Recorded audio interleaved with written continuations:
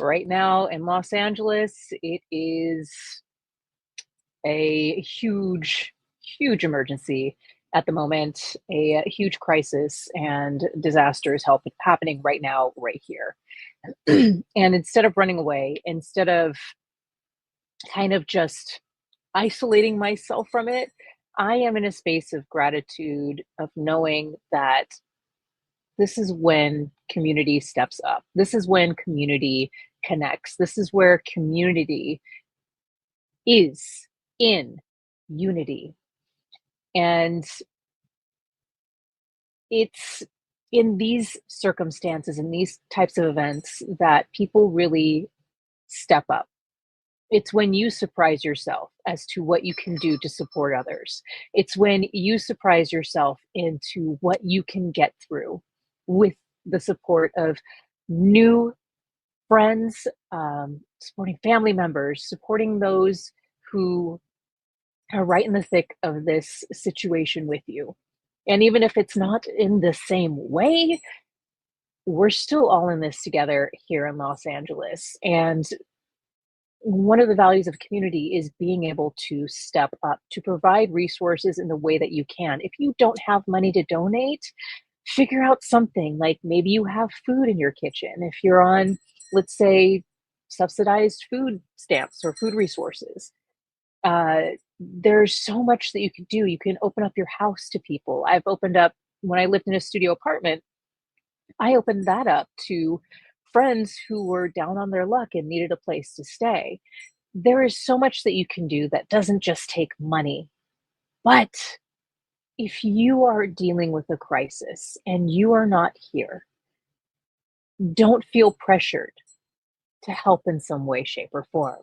Now, why am I saying that? That sounds really weird and it sounds really callous. Well, if you're going through your own circumstances within your community, within your direct sphere of influence, it is your duty to handle that, or else trying to handle something else outside of your sphere of influence is only going to make things harder for you. And then you can't support people in a stronger or better way. If you're suffering, that suffering is going to translate to your support. So, self-care. Self-care is so huge, especially when going through a crisis. Have your emotions. And we talked about this on the show earlier with Dr. Robinson. I hope that you will check out the replay, which should be somewhere around here if you're tuning in on YouTube. And self-care is so important. Like, have your emotions. That is self-care. Being able to cry, scream, punch a pillow. You can cry and scream at a pillow too. But clearing out that emotion will help you to have a clearer mind. It'll help you to sleep better. And it ultimately removes stress hormones from your body. Okay, that is important to know, that crying is actually a healthy thing to do. And your body's going to figure out a way to make it happen, or a lot of stress related things start cropping up. So have that space to cry, but don't get lost in it. Because if you're dealing with any sort of crisis situation, you're going to have to still get through it. You're going to have to step up. You're going to have to do things. And shift that from have to, in that you get to. And you get to connect with who you authentically are in these sort of situations. You get to connect with others in the community. You get to expand your community. You get to create something new out of something so destructive and disastrous. And it seems very far off and very challenging now. I know a lot of people here in Los Angeles are still in the shock of it all. There's still fires going on. There's still fires that are cropping up across Los Angeles at the moment. And right now, just handle what you can. And if you're ways away and you're watching this happen and you're going, what can I do? And you know that you have your own struggles to take care of, or your family member is dealing with a situation around you, deal with your family member. Take care of them. Put your oxygen mask on first before you put someone else's. And this is because so many people, and I used to do this where I would think that my problems were so minuscule compared to someone experiencing something somewhere else that I couldn't even reach to. And so I didn't feel like I had a place to complain, to cry, to do anything about my problems. It's just, you know, pull up your bootstraps and get through it, right? How many of us have heard that? No, you get to have your emotions. You get to process it and you get to move through things, growing, knowing who you are and who you get to be through this process, and relying on the support of others, but focus on yourself. You're worth it.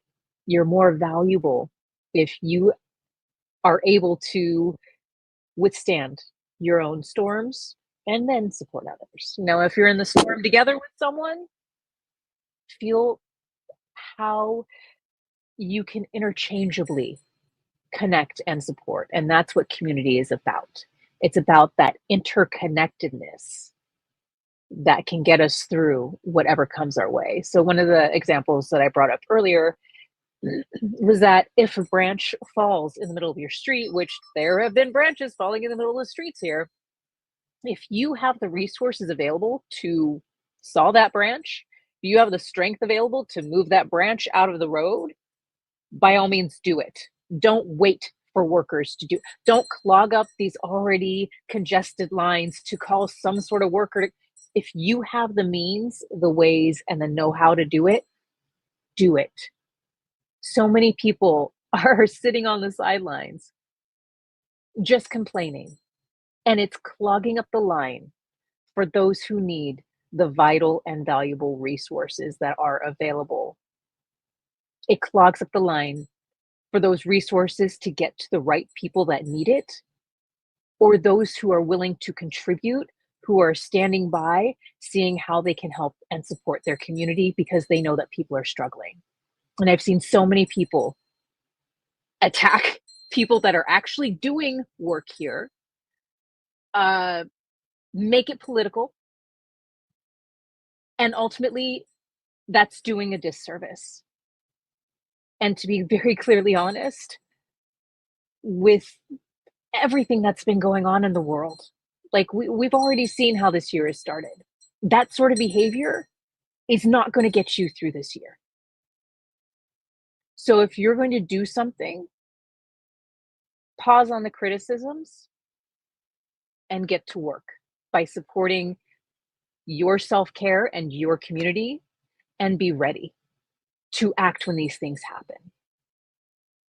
And that is what I have to share. So thank you so much. And yes, I'm in my space and we have power, we have internet. I am thoroughly thankful and grateful, and I can share my blessings forward. And I know what I have available to share forward, even though it's not monetary, like money wise. I have food. I'm willing to share that food with people. I'm making a vat of butternut squash soup, and we'll probably put together some sort of pasta. I'm Italian, so part Italian. So going to put together some sort of pasta dish, and we'll see who is available to take this massive vat of food that I'm making, because I'm going to have to share it. So, and definitely in connection with friends that have lost their properties. As I mentioned earlier, where my daughter is conceived is now gone. And then where my daughter was at, she was at a friend's place on Saturday, and that is now gone too. So there's a lot of people within my community and sphere of influence that need support right now. If you're tuning in on Obscuram or Facebook, hopefully the link that I'll put in the comments will come through. It is a resource guide from Google Docs that someone put together, and it is the most valuable thing right now to get into people's hands that are here in Los Angeles, so they can be versed in what is offered to them and what support they can provide.